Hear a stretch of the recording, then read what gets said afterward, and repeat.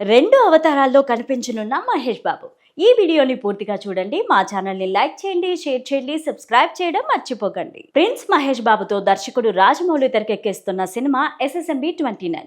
ఈ సినిమా పైన భారీ అంచనాలున్నాయి. ఈ సినిమాకు సంబంధించి ఇంతవరకు ఎటువంటి అప్డేట్ రాలేదు.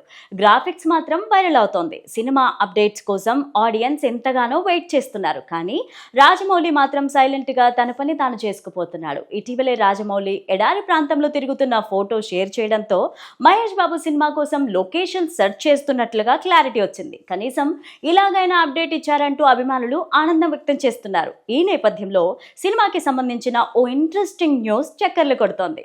ఈ సినిమాలో మహేష్ బాబు రాముడిగా కనిపించబోతున్నట్టుగా టాక్ వినబడుతోంది.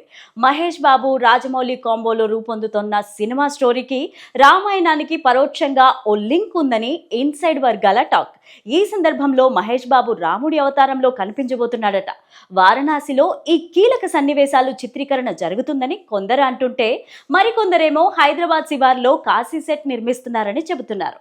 రాముడిగా మహేష్ బాబు కనిపించబోతున్నాడనే వార్త బయటికి రావడంతో ఫ్యాన్స్ ఎవరికి నచ్చిన విధంగా వారు మహేష్ బాబుని రాముడి అవతారంలో రెడీ చేసి ఫోటోలు షేర్ చేస్తున్నారు.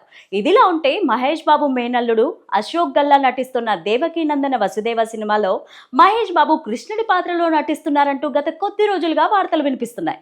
మొత్తానికి ఈ రెండు సినిమాల్లో రాముడిగా కృష్ణుడిగా మహేష్ బాబు నటిస్తున్నారన్న టాక్ ఆసక్తిగా మారింది.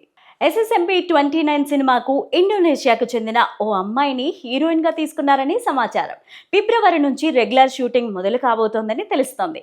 ఇక ఈ సినిమాకు కీరవాణి సంగీతం అందించనున్నారు.